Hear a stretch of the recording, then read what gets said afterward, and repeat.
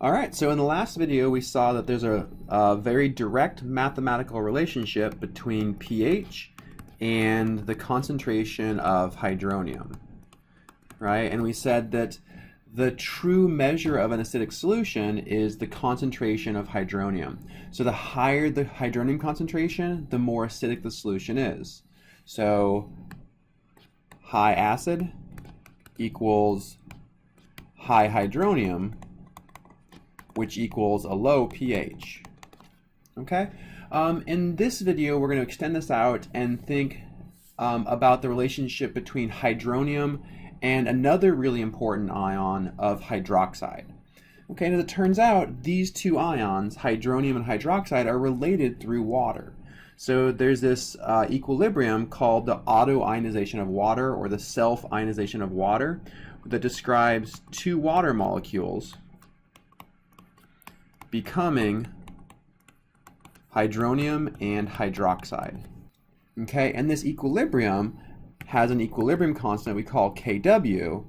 It's equal to 10 to the minus 14th.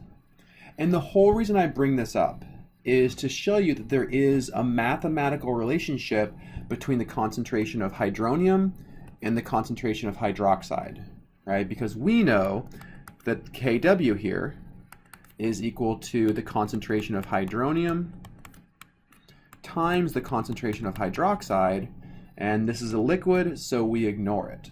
So K, which is equal to 10 to the minus 14th, equals the concentration of hydronium times the concentration of hydroxide. Consequently, what this tells us is that if we know the concentration of hydronium, we also know the concentration of hydroxide.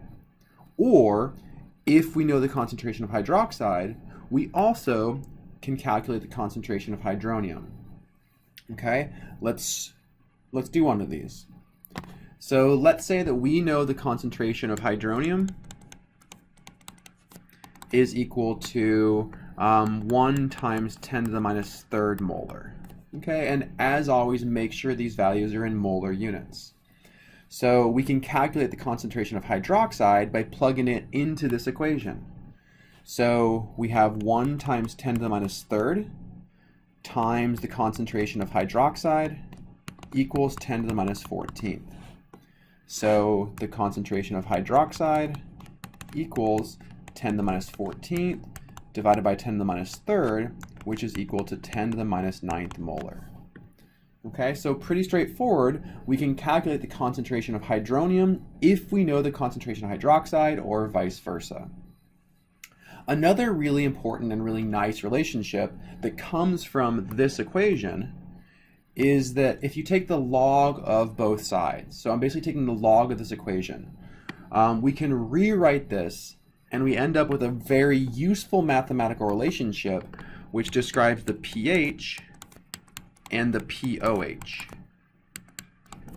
So in all cases, the pH plus the pOH equals 14, and that comes from this autoionization of water equation.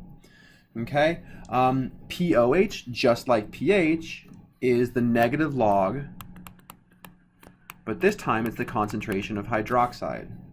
pH, as we saw before, is the negative log of the concentration of hydronium. So what's useful here, right, is that we have these two mathematical relationships between hydronium and hydroxide. If you know the pH, it's really simple to figure out the pOH. If you know the concentration of hydronium, you can figure out the concentration of hydroxide, and from that you can figure out pH and pOH. So what I'm getting at is that if you know one value, you know them all. So we have pH, and from pH we can calculate pOH, or we can calculate the concentration of hydronium.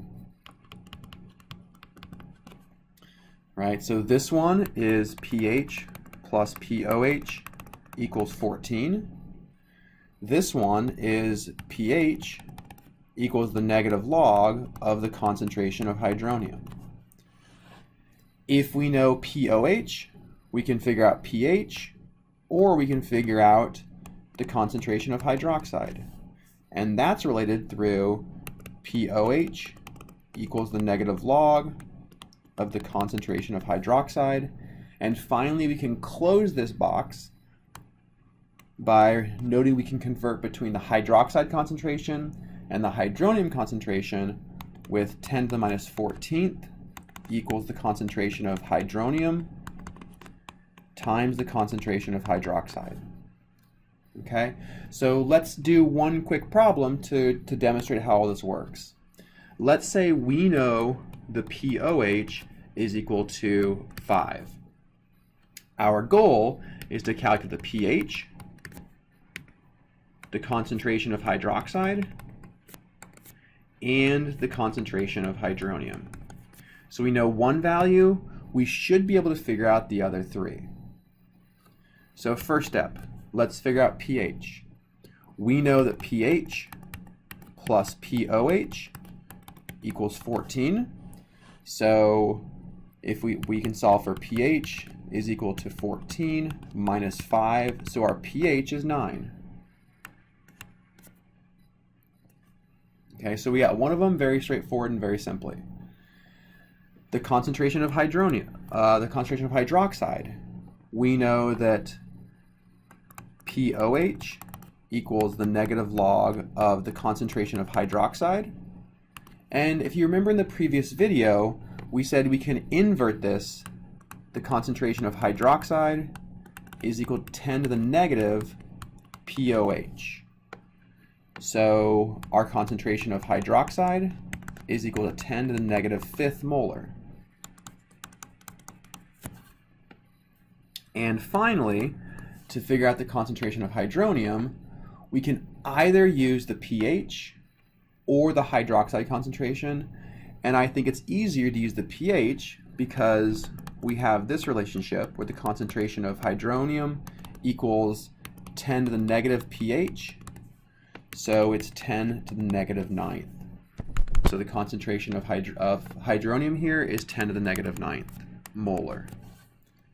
Okay, so the big summary of this video is if you know one of these four values, you can and should be able to calculate the others.